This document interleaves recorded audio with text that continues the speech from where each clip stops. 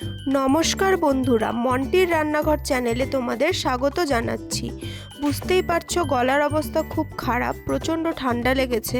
আর এই ঠান্ডার মধ্যে কিন্তু খেতে ইচ্ছা করলো পেঁয়াজকলির বড়া। তাই আমার শাশুড়ি মায়ের রেসিপিতে তৈরি করে নিলাম পেঁয়াজকলির বড়া। চলো তাহলে এই রেসিপিটি আমি কিভাবে তৈরি করলাম, আর এই রেসিপিটি কিন্তু খুবই সিম্পল, সেটিই আজকে দেখে আসি। চলো তাহলে রেসিপিটি শুরু করি।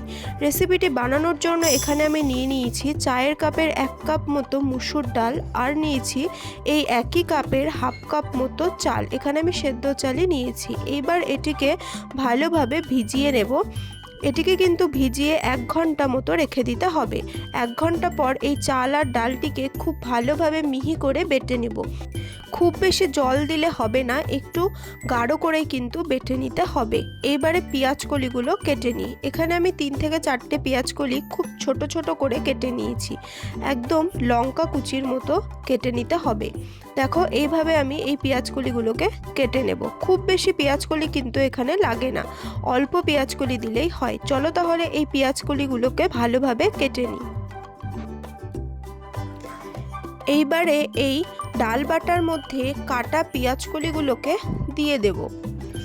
এই সময় কিন্তু বন্ধুরা তোমরা চাইলে পেঁয়াজকলির মধ্যে কিছুটা নুন দিয়ে এর জলটিকে বের করে নিতে পারো, না হলে আমার মতো এইভাবেও করতে পারো। এইবারে এর মধ্যে দিয়ে দেবো বেশ কিছুটা কাঁচা লঙ্কা কুচি, প্রায় এখানে 1 টেবিল স্পুন মতো কাঁচা লঙ্কা কুচি রয়েছে। আর দিয়ে দেবো স্বাদ অনুযায়ী নুন, দিয়ে দেবো 1 টিস্পুন মতো গরম মশলা গুঁড়ো, দিয়ে দেবো হাফ টিস্পুন মতো হলুদ গুঁড়ো।